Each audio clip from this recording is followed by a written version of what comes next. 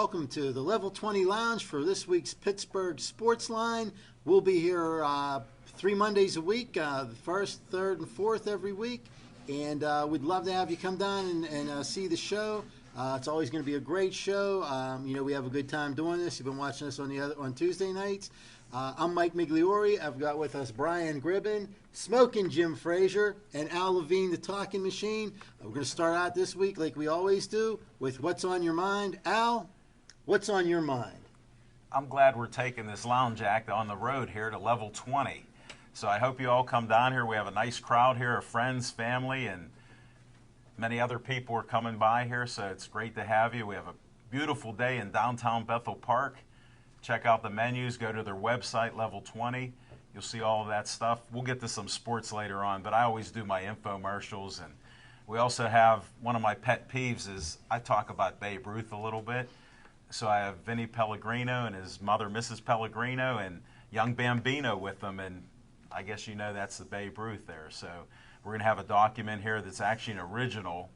And Vinny's going to talk to us a little later about that. And he was on all the stations last year, KDKA, WTAE, and WPXI. And it's quite a story there, and we'll let Vinny tell it a lot better than I can. But we're glad to have all of you here, and you'll see this show. We're not sure when it's going to be broadcast, but stay tuned. You'll hear Pittsburgh Sportsline at Level 20. That's on my mind for now, Mike. Thanks, Al. Jim, what's on your mind? Thanks, Magic Mike. Can we please have a moment of silence for Big Ben's rotator cuff in the shoulder? He got a torn rotator cuff in the shoulder, and I tell you what, this guy's an Iron Man. I always thought that Brett Favre was the toughest man on the planet, but Big Ben Roethlisberger may be. This man not only has a torn rotator cuff, but he could not practice Sunday because he got stepped on his toe. I tell you what, he's in so much pain, but Big Ben is a true leader of the Pittsburgh Steelers. He's the team captain. He even offered to leave camp to go to Mississippi to talk to Mike Wallace and see if he can get him in the camp. So everybody, please put your hands together for the greatest quarterback of all time, Big Ben Roethlisberger. Mike, give your disclaimer about Smoking Jim. Well, once again, Jim likes to, turn things up a little bit, rile up the crowd a little. First, he does not believe that Ray Lewis is the greatest football player ever. He does not believe that Ben Roethlisberger is the greatest quarterback ever. Jim, good call. He does have a torn rotator cuff, but he said it's torn the long ways, like string cheese, and not a regular rotator cuff. And he was, that was his thing. He was basically, I think he thought that Antonio Brown and Mike Wallace was getting his headlines. So he had to come up with something. Bang, torn rotator cuff. Look how tough I am. I'm playing with a torn rotator cuff. Then somebody stepped on his toe, and out of practice, he wants to go to Mississippi on vacation. So anyway, Brian, what's on your mind? What's on my mind? Hey, first of all, thank you for having me here tonight as a guest. Secondly, what's on my mind? Singular thing, singular position, the offensive guard position of the Pittsburgh Steelers. 322 pounds, 6'4.5" ranked, I believe, 28th by the Sporting News as a prospect out of LSU, and that should be the tip-off that I'm not talking about David DeCastro, by the way. Talking about Alan Faneca. So this fellow DeCastro, whose stats are almost the same, he's a little shorter, a little lighter, hopefully lighter on his feet. He's coming out of a pretty reputable university as far as academics are concerned. Alan Faneca was a pretty brainy football player during the decade that he manned the guard position for the Steelers. So here's hoping that David DeCastro is half as good. That's what's on my mind, Mike. I hope he's half as good, too. Keep Ben running. Everybody says that Roethlisberger is best when he's on the run. For the last few years, they designed their offensive line to make sure he was on the run. This year, I think they've got a few better players, and I think DeCastro will be pretty good. But anyway, what's on my mind? As you know, every once in a while I will have to listen to a local radio station. And all through hockey season, I listened to every one of the people, from the Yo-Yos in the Morning to Cook and Vinny's show to, all the way through, talking about how it's terrible that there's fighting in hockey. It's terrible that people fight in hockey, blah, blah, blah, blah, blah. This week, well, for the last 2-3 days at least, they've been trying to tell you how it's essential for the Pirates to throw a baseball at another human being. Okay, I guess the players should police themselves. I guess that's okay in baseball when you have a weapon to throw at somebody, but not in hockey when it's, fist to fist. But anyway, so they went on and on and on, mostly because it's easier to throw something like that out and talk about it for 2 or 3 or 4 hours than to actually prepare for a show. But we've heard this and heard this and heard this. I got to ask you, okay, with the catchers that the Pirates have, if you hit a player with a baseball, he's not going to first base. He's going to second base in no time. And that's right. The Pirates they're nice. It's fun to watch everything. They're not a good enough team to intentionally put somebody on second base. They needed to beat the Reds, not throw baseballs at them. And when A.J. Burnett came up and he, instead of throwing a baseball at somebody, threw a 3 or 4 hitter and won the game. That's how you beat the Reds, and that's how you retaliate, by beating them, and possibly, I don't know, if you can knock them out of the playoff situation, that's even better. But throwing a baseball at a guy just because you think somebody threw a baseball at one of your guys, that's kind of crazy. I don't see it. I think it's much better to win the game. Anyway, that's what's on my mind. Before we go any further, I was inspired to tell my Alan Faneca story. Alan Faneca, only reason Pittsburgh Steelers drafted Alan Faneca, who may be the greatest guard to ever play. Alan Faneca is at a press conference for the bum Kevin Falk. Kevin Falk's claim to fame is that he grew up in the same housing project as Marshall Falk, but they're not related. So he's at his press conference his junior year, both of them were juniors, and he announces that he's turning pro. Alan Faneca's there with a flannel shirt, cut-off sleeves, big arms. He got a Louisiana toothpick in his mouth, which is a broomstick, and he also has a baseball cap on, looking like an oversized the cable man, and all of a sudden Alan Faneca's standing there and says, "Me too." Me too what? I'm going pro too. So that's the only reason the Steelers got him. If he'd have played another year, he'd have been the first or second player picked overall, and we were blessed to have the great one, Alan Faneca, for about a decade. There you go. All right. Well, guys, I guess the big stories this week, of course, there's training camp, and Ben is hurt because somebody stepped on his foot, and I guess those guys are pretty big. I suppose that could hurt. I don't know if it's worse than a torn rotator cuff, but Ben's out because somebody stepped on his foot, and he does want to go down to Mississippi and convince Mike Wallace to come back for $2.7 million. I don't know. Ben doesn't play for $2.7 million a year, does he? No. He's think $100 million man.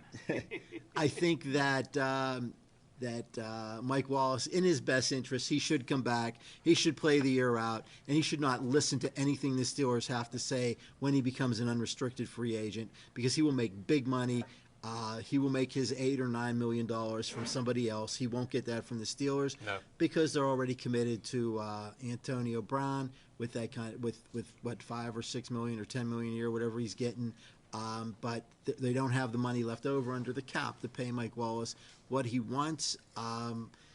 There are other teams out there that will overpay for him. I would not be surprised to see him end up in Denver or Indianapolis or possibly San Francisco. And I don't know. I don't think the Washington Redskins have ever really had a salary cap. He may be able to go down there. But anyway, I think that if his agent was worth anything, he would be in camp already.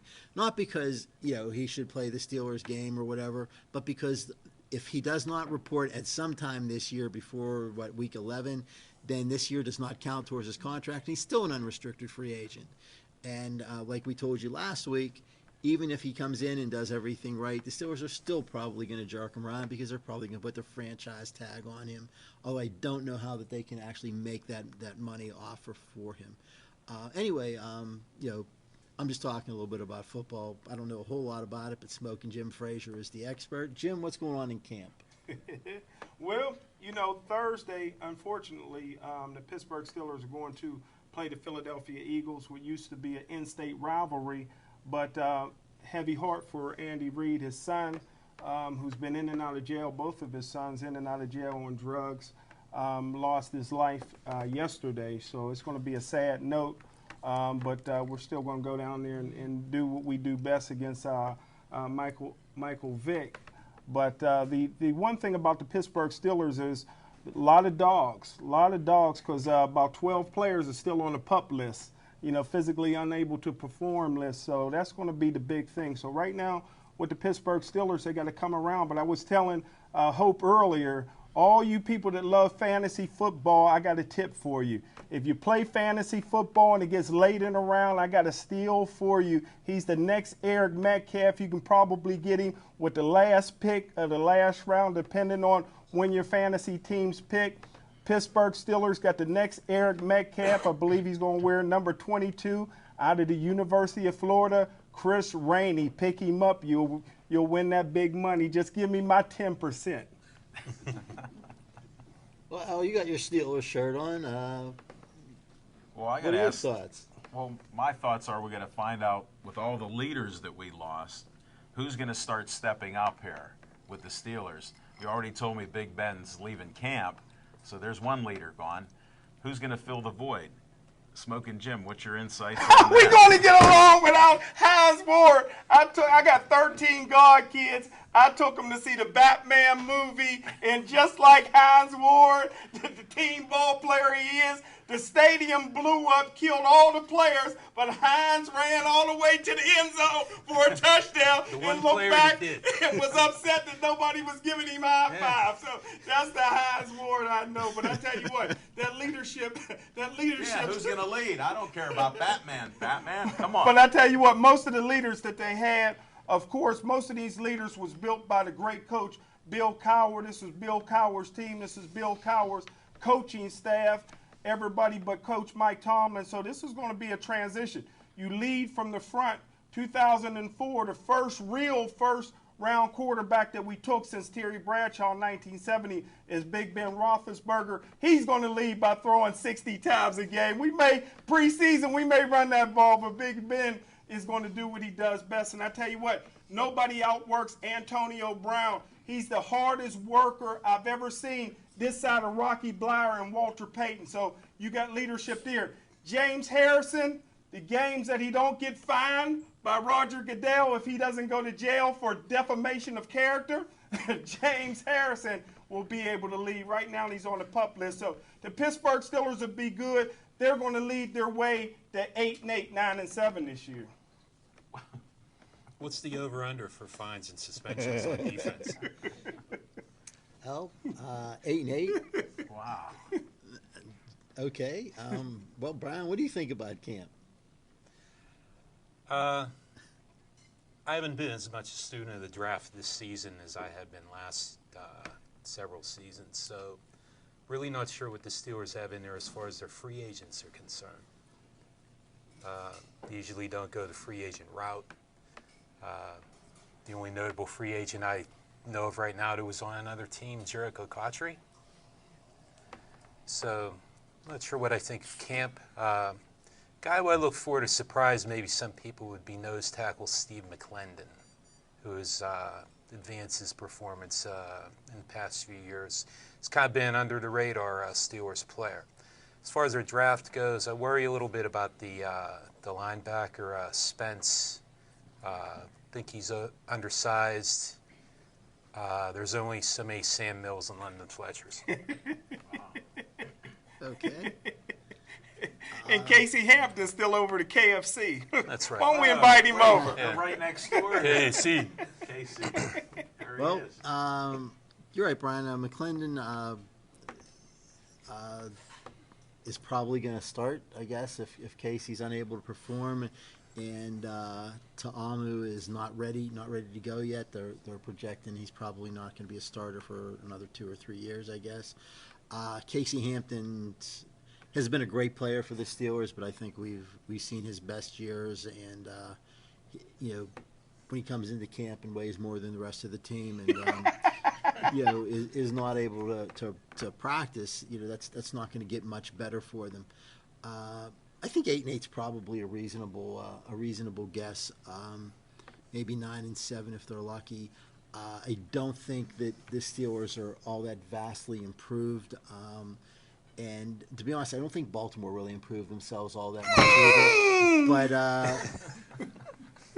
But they did. The Cleveland Browns did improve themselves quite a bit. Vastly. Cincinnati Bengals. Still the Browns. Well, you know. Anyway, yeah, but they might still be the Browns, but they're owned by a Pittsburgh guy now. This is true. So, you know, they might actually think, wow, we should maybe win. Brian, when is Ziggy Hood finally going to wear the tag NFL first round bust? Is this the year they finally put the tag on Ziggy Hood?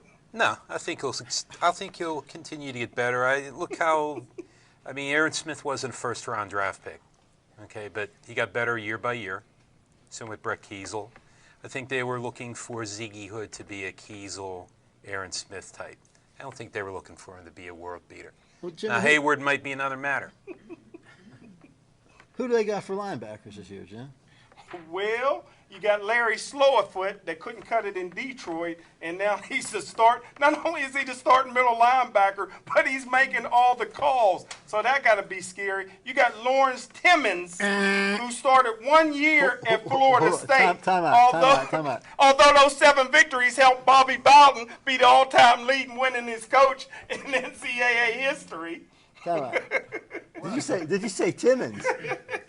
And you were talking about NFL draft bust? There you go. If you want your NFL bust, that's the guy right there. As I told you, 5, 6 years, whatever it was? Sure did. All right. I think he's going to have to find some playing time this year, right? I mean, Aaron Smith's gone. We'll have to maybe get him in there somehow. Well, you know what? You guys are too negative for Steeler fans. I'm a Steeler fan here, and I think 11-5, and I'm just taking a little leap of faith on Mike Tomlin signing that big contract. Why would the Steelers sign him to that if they're not going to do well? Who cares about all the players? Well, why does he have to do well when he's already signed the contract? Well, I think it'll be like McCutcheon there. Look at him. He signed a contract. Well, He even went better. I know we're Personally, mixing they metaphors happen to be here. up, too. Well, that's timing. timing, You know my brother. timing there. You know them brothers.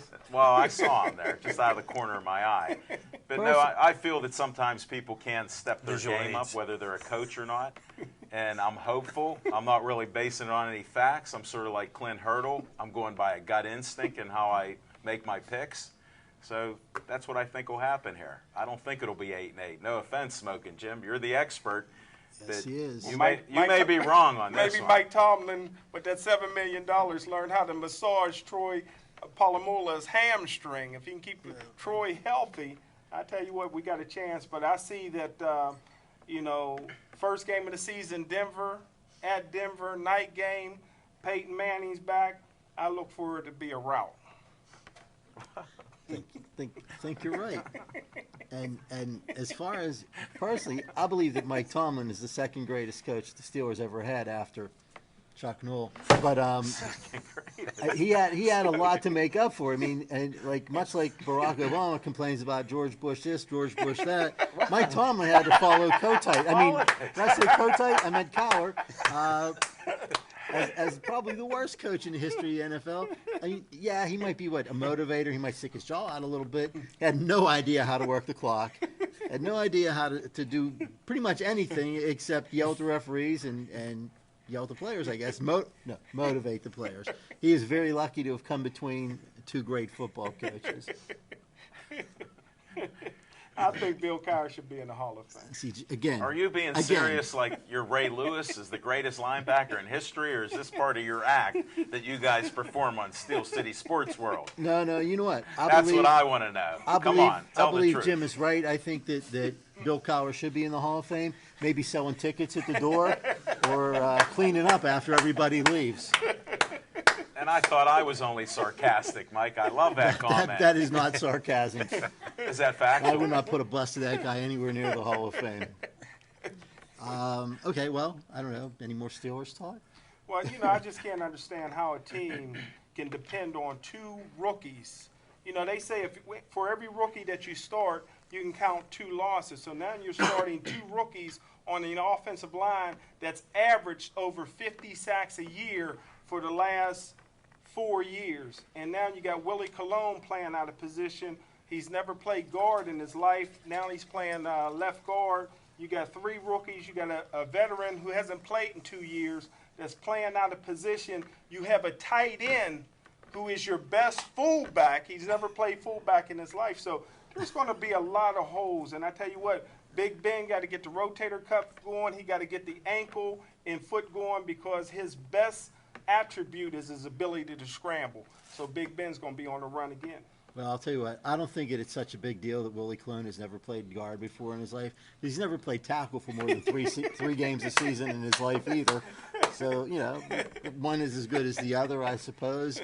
As far as the 2 rookies coming in, well, Jim, maybe they're just rookies, but all they really have to do is work hard enough to beat Trey Essex. Hold on, I'm Gilbert. happy Max Starks is there. Yeah, Come Max. on. They signed Max Starks. He hasn't played. He hasn't put a uniform on yet. He's unable to perform. Well, part of it is they like hiring some of these older players. They don't have to put them in camp, and they wait till the season starts because they're seasoned veterans. So since they're so seasoned, they'll be fine. And look at the offensive line. When have they been good? And we've gone to numerous Super Bowls. We even won a couple with, everybody will tell you, subpar offensive line. I mean, Coach Kruger's doing a hell of a job, patching it together, but it's still the same result. They're not blocking that well. Big Ben's getting hit all the time. So I just believe that somehow they'll wave that magic wand and win some games here, Smoking Jim and guys. Well, I think you're a little too impressed with seasoning. You can go to Burger King and get seasoned French fries, and they suck. So I don't think seasoning is all And that come big to a level deal. 20, you can get some fries too. I even saw some parsley on my fries.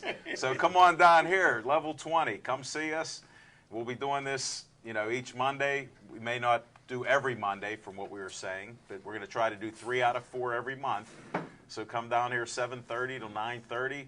We can talk all we want, but we'd like to have some interaction with some of our fans, friends, and maybe people that don't even know us. Well, Jim said 8-8, which I think is reasonable. Al thinks 12 11 and and 4, 5. 11 and 5, some exactly. ridiculous thing. Spot on. Let's ask Hope. What do you think the Steelers are going to do this year? Give hand signals, Hope. My biggest fan. 5 and 5? No, they can't. 10. 10 and 6. 9 and 7. Okay. Whatever Lieutenant adds up Vic? to 10 and 16. 6.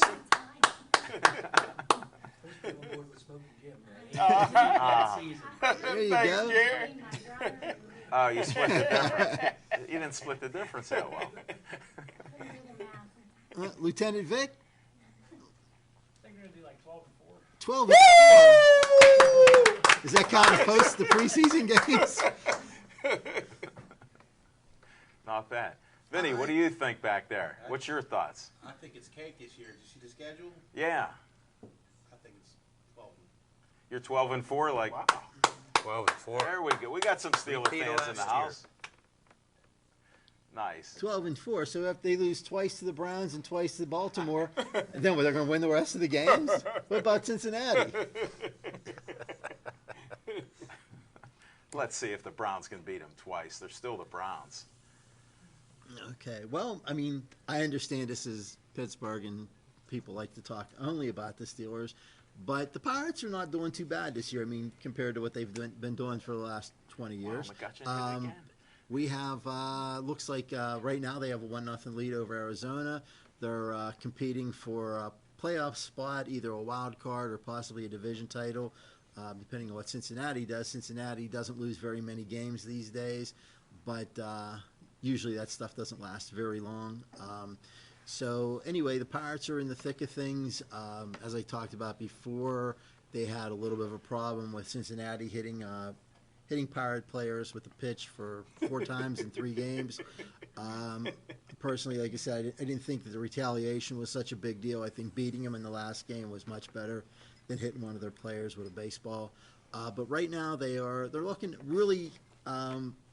They looked really good up until the All-Star break. Coming out of the All-Star break, their pitchers, James McDonald seemed to just fall apart. His last start, he gave up 4 runs early, but he kind of straightened things out for the next 5 innings. If he can continue to pitch like he did in those 5 innings, the Pirates should be okay with him. Eric Bedard, I guess, is having a decent game right now, but he does not look like a major league pitcher. I would not have him pitching and have Kevin Correa in the bullpen. Not that I think Correa is all that great a player, but he did win his last 6 starts. Nobody else has done that. So, I mean, I think he probably deserves to be in the lineup more than Bedard or even maybe Karstens. The new pitcher, Wandy Rodriguez, that they got from Houston, he looked okay in his first start. And actually in his last start, he looked better. He gave up an inside the park home run, which is kind of iffy. You know, those kind of things probably shouldn't have happened. And he also gave up a 2-run home run to Latos, the opposing pitcher. And I can kind of understand that too. You don't really expect that pitcher to hit a home run, so throwing him a couple of balls down the middle usually works out. But in this case, it did not. Other than that, he had a pretty decent game. So I think that they, as long as their bats keep hitting the way they are, and McCutchen and Walker and even Garrett Jones is stepping up recently, and if a couple of the new guys pan out a little bit, Pirates should be in the race up until the end of the season, I think. Question. Would Correa be in the bullpen if he was a left-hander? No, I don't think so. I mean, I believe that that's why they keep Bedard, because he's a left-handed pitcher. I was going to say. I don't know point, Brian. that you need a left-handed pitcher that gives up 9 runs a game. But then again, I've always said that I don't think Clint Hurdle's all that much of a manager. I would never leave a pitcher in long enough to give up 9 runs in a game. But anyway, those are my opinions on that. Guys, what do you think about the Pirates' chances this year? Well, my thing, I'm all in on that bandwagon. Chipper's not here, and I want to give some prayers out to Chip's mom. She had 2 strokes and a heart attack, and this lady's so tough. She may be out of the hospital. She's rehabbing right now, and that's where Chip and Stephanie are at right now. He's going to miss our show tomorrow night also, he informed me. So our prayers go out to him, and I'll try to ride on that bandwagon a little bit longer here. My thing is, Clint Hurdle may not be the best manager, but somehow they're winning. Somehow they're above 500 like this. Certain players are stepping up. That's what you have. You have a lot of people around that Mendoza line, as we've talked about on our show, and that's the 200 batting average. Look, we traded for guys, and they bat about 202. Now they're a little lower, but they're winning. They showed me some class and some toughness. Sure, they were getting hit left and right, and a 101-mile-per-hour fastball that hit McCutchen. He didn't even flinch. He showed the toughness there. So if they wanted to just pick off our players, we did the best thing by winning that last game against Cincinnati. And that's how you do it. And Bob Prince taught all of us guys that are a little bit older than some of you young puppies out there, the hidden vigorish.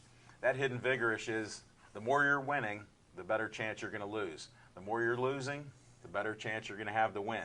Cincinnati will not stay on the pace that they are. We just have to hope that we find some bats at the end. And McDonald, I think he needs a little vacation, rest that tired arm, and then come back and start pretending like it's April again and get on that streak. When McDonald could have rested in the first inning, if he'd hit the guy, they'd have threw him out the game. What do you guys think? Do you think that the Pirates should have sent a message? No. I thought McDonald should have done it. I thought Absolutely. McDonald should have done it. It'd have saved his arm, man. Well, that strategy, There's some merit in that strategy. that strategy I like, Smoking Jim, as the emperor, a piece of meat out there, but he should just have some time off here. Rest that tired arm. First off, as far as like having McDonald throw at somebody, the way his control has been, there is no guarantee that he could have actually hit somebody. But that's I think that it is way more important to actually win the game than to throw a pitch at somebody just because McCutchen got hit by a pitch. And to be honest, I don't believe that the guy intentionally threw at McCutchen. 3-0 lead, 2 outs in the 9th inning. Why do you want to hit a player? And especially why hit McCutchen, where actually up until that point, I mean, he had no hits in that game. He only got 2 hits in the entire series. He wasn't hurting Cincinnati at all, and he was throwing a 102-mile-an-hour pitch.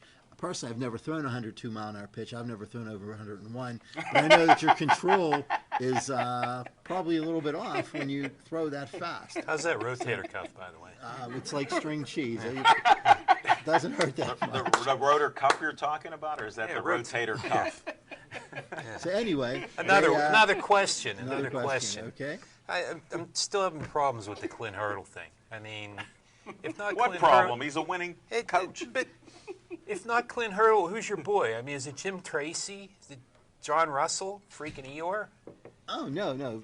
My personal favorite coach is Lloyd McClendon. Ah. He never hit over 200 in his life, so they made him a batting coach. Nobody ever coached hit 300, so they made him a manager. If he'd have had another 100 last season, he'd probably be general manager right now.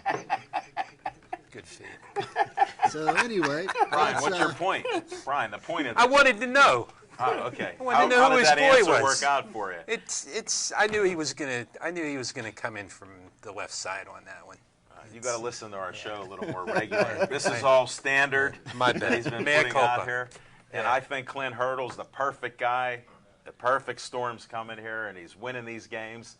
We're going to be in the playoffs. We may squeak in by the wild card. It'd be nice if Cincinnati fell a little bit. I'm happy that they're winning. I mean, this is a new thing. You know, we need Charlie Sheen in here. Winning. there Great tip. are people that will vote this year that have never seen a winning season from the Pirates. That's true. Yeah, it's been 20 years. So I mean, yeah, it's nice that they're winning. I think that to be honest, I think that they made decent moves at the trade deadline. I would not have given up the future to have Shane Victorino in here for 2 months. First off, he's not all that good, and second, what they wanted in return for him, it was not worth it. To bring him in here and try to make a run. He's not the kind of player that is going to make the difference. This one player to bring in that's going to make the difference. He wasn't it. Neither was Justin Upton, and they went on and on and on about do this, do that, get rid of this guy, get rid of that guy. They wanted to trade Marte. I think Marte will turn out to be a very good ball player. He's won a couple of games without a hit. A lot of players go 2 or 3 games without a hit. This guy will be a good ball player. I think bringing in Snyder and only having to give away Brad Lincoln for him, I thought that was another good move. Lincoln was a nice reliever, but we got a lot of good relievers. They have, with bringing in Travis Snyder, I think will be another good acquisition. And Gabby Sanchez, on the other hand, I think he was probably a nice trade too, since they really didn't give up that much for him. But as my point to Clint Hurdle, Gabby Sanchez is hitting under 200. He's got 3 home runs, and Hurdle has him in the cleanup spot. Am I missing something here? How's he better than Casey McGee? He's not better than anybody. They got value for Casey McGee. They may not think he's going to do any better than that. Plus, we owed the Yankees, Brian. Think about it. They gave us A.J. Burnett. They're paying his salary. Maybe we have a little string attached to that trade. Well, for McGee, they got another reliever, Qualls. So I guess they felt like they had to replace Lincoln. Again, I think they had plenty of relievers. I don't know that Qualls is that big a deal to bring in. They've got a lot. They're what? They're 53-0 with in games that they've been leading after the 7th inning. Correct. Tells me your bullpen's probably Yeah. pretty good. So I don't think they needed any help there. And they've got 4 players on their team that if I was starting a baseball team right now, that I would want on my team. Neil Walker, Andrew McCutcheon, A.J. Burnett, and the Hammer. I would like to have Joel Hanrahan on my team also. So they've got a nice, I guess, core of players. I think that obviously they've got a lot of holes also, and as they start to fill them up, if they do, then this team I think will contend for a few more years. So that's what I think is going on there. Al, I know you're a homer. I'm sure you think they're going to win the World Series. I'm a big I don't know if they could win the World Series here because they've done a lot of smoke and mirrors to get to this point. Just like they have more than the home runs they had last year. They only had 107 home runs. So, I mean, they are hitting some timely hits. And I'm just hoping that that can carry through, and I hope people do stay healthy. That's what we talked about previously on our show, that if a couple of these key guys stay healthy, they should be fine, just the way the league is in general. And that's how they won a lot of these games. The league is weakened, like we said, with Milwaukee, St. Louis. Look at how they're playing. You know, maybe they'll come alive towards the end and beat up Cincinnati for us. But we have a lot of games against losing teams, so that's where we have to maximize our wins there against the teams. So I do seriously think just the way the schedule is, the weakness of it, like I said, Mike Vince here, I'm on the bandwagon, so you know that. Speaking of Babe Ruth, didn't you bring a guest in that we need to talk to? We got to bring Vinny Pellegrino here. Vinny, come on up and sit down. Come on up here, Vinny. Let's see what you have there, buddy. Hi, guys. Look at the old-time uniform he has. All right. Yeah, it's a little bit of baseball yesteryear. Sure. When baseball really meant something to everybody. Last week. What do you have there? And keep your water away from that mic and any ice or moisture there. That's a relic. What it was. So are you. I know, but that's okay. I'm the oldest guy on the show here. I can take it. Not a problem. Wait till you guys get to be this old. Well, did we bring him up so you could talk, or what? Vinny, you're up. Now, what I have here is I actually found this in an attic, and I don't know how many times You don't get it. Point it towards the camera. people keep saying, don't throw your stuff on the attic. Well, I'm glad, How did you find it, Vinny? That's I the was question cleaning I out have a for you. relative's attic. I found it in a chess set. It was In a high large school chest, yeah, right? high school yearbook. And what it is was a testimonial dinner for Walter J. Marinville. They called him the Rabbit. He played with the Pirates. Right. Then Rabbit Miranda. moved on to Boston Braves, Okay. which he played in the Miracle Braves in 1912 with John J. Evers and your guys over there. Tinkers to Evers to Chance, one of the greatest double play combinations in the history of baseball. Right. Well, what this dinner was, Babe was in town. This is only the second time in his career he was in Pittsburgh. He actually came 3 total. He came as a coach. But it was a dinner of May of 35, and Can you it get a just close up there? Yeah, it just has Thank you. like I didn't even really know what it was until I said lineup, and I'm looking at these other names, and it says Babe Ruth, welcome to Pirate Town, right field. Wow. And then when I turned it over, it was like a Mount Rushmore of baseballs yesterday, all their autographs that, were at the game, at the dinner, and what makes this pretty special is Babe hit his 7, 12, 13, and 14 this weekend. And then he signed it. Right. Show him that And, signature there. That's He signed it up top, along with Paul Wayner. That was the big poison. He played against Babe. Actually caught a ball. It would have been a 4th home run that Babe Ruth caught really. in that game. Rabbit Marionville was on there. John J. Evers, Pie Trainer, and the manager of the Braves at the time was also a Pirate. He was Will McKechnie. Bill McKechnie. Yeah, he was he was Didn't they the, name a Pri- field after him too? Pride of Wilkinsburg. Yeah. Yeah. So they're all Hall of Famers on there. A couple other ones, but they have a committee. The committee that night. Drink out of your black. Arthur Rooney was there as a young guy. He was on the committee there. Has all the names, all these guys. That's quite a list But, you have there. Yeah, Babe signed this, and he retired a few days later. It was his last major league hit, and last home run. The last home run went over the roof of Forbes Field. Wow. They measured it was precisely 600 foot. Went over the double deck stands of Forbes Field. Wow. And I'm just living proof that there's still some of the stuff still out there. But they say things. You're better off winning a lottery than finding this, because most of this stuff was like people keep it in a basement. They get floods, Right. gets Right. ruined, and then people's houses catch on fire. So there's not that much, Is that the only program that you know of that's left? This or is are the there- only program I know when Babe was in the town that night of May of 35. I've never seen another one like And this. you haven't heard anything else about that in your No. research? No. I know you've researched it. We I know there was a talked ball. off air. A guy had a ball when Babe signed, but he wasn't signing too much. He was coughing blood up at that game. Right, with cancer. He was passing baseball cards out, and he was in rough shape. He was 41 years old, and he was done. This was his last game. Right. So I'm actually willing to part with it, and you can check it out on www.baberuthanniversary.com. contact me if anybody's interested. And if I sell it, I'm going to donate some proceeds to my sister's nonprofit called Hawk.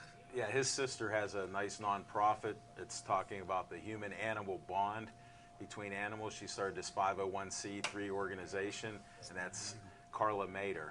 So if you need any contact numbers, Vinny told me that you can contact me, and then we'll get a hold of him or go to his website there. It's an interesting story. One other thing I wanted to bring up. I was watching the TV last year, and I saw a guy named Paul Warhola, and he did an interview there. And tell the people who he's related to, because maybe some of the younger people don't realize who his brother was. His brother is Andy Warhol, which Andy Warhol's real name was Andy Warhol. Andy Warhol, yeah, and he just minus the A, but yeah, he's one of the last. There's 2 known survivors that were at that game, and I did an interview with him 2 years ago. He's still all right. He couldn't make it out tonight, Right. but in the future, we're gonna try to get him on, get him on here to tell his witness he watched Babe. They're like, "Hey, Babe, hit one over the roof," Right. and sure enough, and actually Babe pointed to that right side too. That's what Paul said when he was interviewed, so I thought that was amazing. That was the point shot of 1927 when he Yes, was that Called 20? shot. Yeah, the when he called called shot. the homer. But he did it in Pittsburgh too, and I just wanted to say I got a non-profit too. But What is it? SmokingJimFrazier.com. You can contact him anywhere. You don't have to call me. I'll give you his number. We're all about promoting 501c3s and not-for-profit. I think James when Babe Frazier. pointed, that's what he was saying, to donate to my non-profit. Donate to Jim. What do you think something like that might be worth, or you're hoping? well, it has a date on here, and Babe's last home run. It's like what was Barry Bonds' last home run? What did he beat? Hank Aaron. Hank he beat Aaron's- Hank Aaron. I mean, they're getting a lot of money. I know the market dropped, but I'm not trying to I'm not trying to get super wealthy, just maybe comfortably wealthy. Well, we all can dream, Vinny. That's why you're on the show here. We can dream big. We'll invest in some movies. Yeah, so if anybody's interested, again, it's www.baberuth.com, baberuthanniversary.com. You guys want to check this out? If you let us, yeah. Thank you. Vinny, thank you very much for showing up tonight. Sure. And if you talk to a be on. filmmaker right next to you, Mike Migliore is also a filmmaker. Maybe we could have a film on you discovering that and all the research you've done afterwards and the people. Isn't there another gentleman that was interviewed? I think a lawyer. Yeah, he's Paul Scola. Sciullo? Sciullo, yeah. Sciullo. Paul Warhol was selling peanuts. The other guy was selling baseballs. Rabbit. But if you smell it, you could just smell 1935. Take a little smell of it. 1935. That's what it smells Can't like. argue with you. Welcome to our show. Yeah. We'll have you back anytime with Babe Ruth. Apparently that was a pretty good year for programs. You know what? It's very fresh Fine and vintage. sort of ripe. No, let me put it back in the plastic. I don't want to devalue, because I talk a lot. I don't want to be spitting on it like Smoking Jim's hero, Bill Cowher. Cowher. I'm not putting a chin on it, but we could put some mucus there. That is fantastic. I wish you the best of luck with that. Thanks a lot. And Thanks thanks for for bringing showing that up out. tonight. All right, thank you guys. Coming on. Yeah. Oh, there you go. Anything can happen here at the Level 20 Lounge. Come on down, sit in on the show. We'll bring you up to talk about your favorite sports stories. We'll bring you up to talk about our favorite sports stories. Well, yeah, I mean, Thanks, we always Brian. do that. But, but we'd love to see you here. You're welcome. He's on fire. What about Usain Bolt? Fastest guy ever? Woo! Wow. I tell you what, in America now, in the United States, we used to be great. We used to always have the heavyweight champions of the world. I don't think we're going to have to see another heavyweight champion for another 10 years. And we always had the fastest guys in the world. I tell you what, man. 9.63, that's flying low. Yeah. That's flying low. And I think he's going to win the 200 meters again. What was the wind at that time? Any wind variance on that? No, because it wasn't enough to offset Change the it. record, because he broke the Olympic record. I got it. I watched it. Amazing stuff there.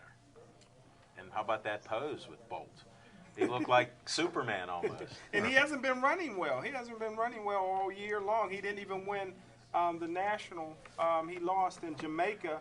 He came in second in the national for the national title. So, but he came ready. Right, he wasn't the first qualifier for the Olympics from the Right. Correct. age. Yeah, he got beat. Yeah, he got beat. But not when it counts. Not when it When it counts. counts. He's the guy. Wow. Fastest guy ever, apparently. And what do you think about Mike Phelps? You know, continuing his medal legacy here, 22 medals, got another gold. Thank goodness for the relay. Well, they helped carry him. We're Yeah. undefeated like that over the years, right? That was a gimme. I think what Michael Phelps is doing, I mean, when it was his year, he was great. But 4 years later, he's still pretty impressive. And the same with Usain Bolt. You know, 4 years ago, he was the fastest guy ever. And, you know, over time, over 4 years, that's a lot of time for an athlete. And, you know, you think that probably there's a new guy this year, but not with these two guys. They're both still doing what they do better than anybody else. Still, the two greatest guys ever to come out of the Olympics is probably Mark Spitz and Bruce Jenner. Anytime you marry into the Kardashian family, you all right with me. What are you just talking about? That made him Cornflakes. great? These are Kellogg's cornflakes. You got an advertisement there. Smoking Jim Frazier's not-for-profit. Kellogg's cornflakes. He just named two guys that were on my boxes when I was young eating cornflakes. Haven't had them in years. Thanks for bringing that up. Wait, he said Spitz and Jenner. You weren't that young. I was eating cornflakes. I was still eating cornflakes, though. Come on. We can forget about our age at that time, going back. I think dinosaurs were crawling that year. But I tell you what, the Dream Team had a little scare. And like we said before, LeBron James and Kobe Bryant both said that this team could beat the original Dream Team in '92. I agree, but I believe the real Dream Team would have played in the 1964 Olympics. You're talking about Wilt Chamberlain, Bill Russell, Bob Cousy, the big old Oscar Robinson, and Bobby Knight. Nobody would have beat that team. That's absolutely right. But this current Olympic team would not have beat the original Dream Team either. In fact, they had a little bit of a rough time with Lithuania. They beat them by 5. They beat them in overtime. It took a little while, that's all. So yeah, I don't remember every game that the original Dream Team played, but I don't remember being scared by Lithuania. They never beat them. They never beat a team by 80 like they beat Nigeria. I never played Nigeria. Where's Nigeria this year? Where's Charles Barkley at? Come on, give us your story there. They haven't heard it live here. They drove a bus around the country, and the first 20 guys that jumped on it are a basketball team. They just thought it was a free meal, free travel. And that's where the difference is. Okay, there's nobody on this Thanks, current Aaron. team that can rebound. Charles Barkley would have killed these guys. He'd have got every ball, and whatever he didn't get, Rodman would get. There'd have been no second shots for any of these guys. So. But we got to give a congratulations to the University of Pittsburgh. University of Pittsburgh plays in a meaningless Big East Conference, but I tell you what, they were in the top 5 all-time NFL Hall of Fame.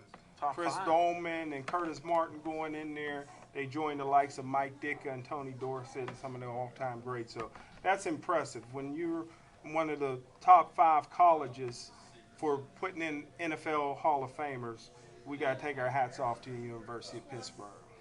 Well, Just to interrupt you, that Curtis Martin acceptance speech, they saved him for last.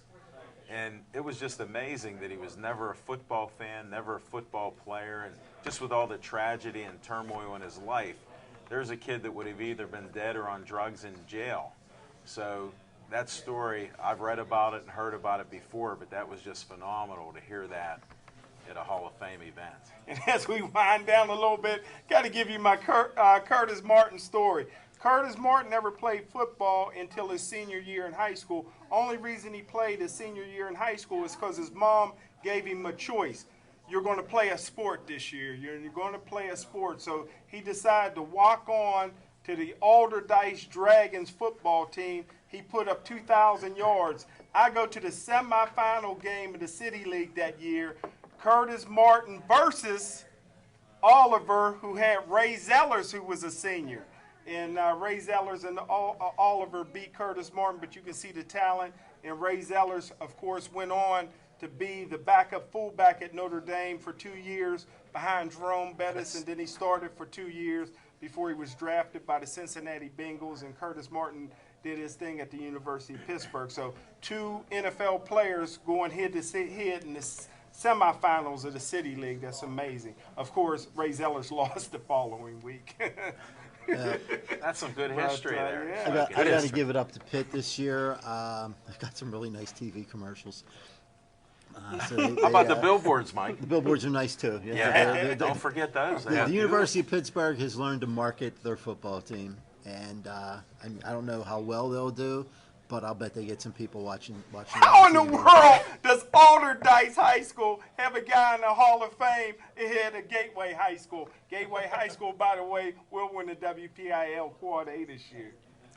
Well, I believe that Gateway will do as they usually do. They will go most of the way, but never all the way. And you know what? In Gateway High School, I'm from Penn Hill, so I badmouth them a lot. But what's happening with Terry Smith is a disgrace, and I believe he's one of the best football coaches that we've ever seen in this area. Pro through kindergarten. I think Terry Smith is one of the finest football coaches we've ever seen.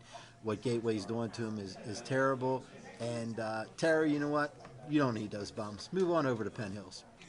And I tell you what, one of the biggest upsets in WPIL Quad A State High School football was about 5 years ago when a team from Bethel Park walked into Heinz Field with a Gateway team ranked in the top 10 in the nation, and they took them out. And I think everybody on Bethel Park's team had a 4.0 or better, so they were able to outthink Gateway that day. But what a great Bethel Park team that was. Hey, Smoking Jim, being from Bethel Park and producing this You show weren't in at the game. Bethel Park. I missed the game, but I watched it on TV. I did watch it on TV, and I am They a got fan. bootleg DVDs out here. Not like what you have with the Champion show. I'll tell you what. By the way, I'm looking for those Champion DVDs. I'll tell you one thing about Gateway. The only thing you saw 4.0 there is a blood alcohol level.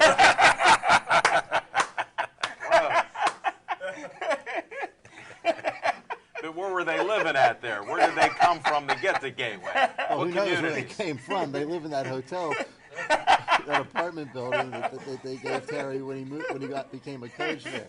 You can't be serious. It's just a Ain't not- hotel. ain't nothing bad about that's- recruiting. First off, you're exaggerating because I have never seen anybody at Gateway that lived as far, any further away than Buffalo.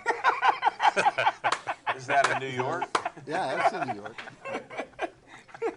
Smoking Jim, anything to come back on that? Hey, that's the truth. Okay. I make a lot of calls. I'll tell you what, I used to tease him about. I'm going to recruit the Bambino. He looks like he's going to be a great football Bambino, player. 2 more years.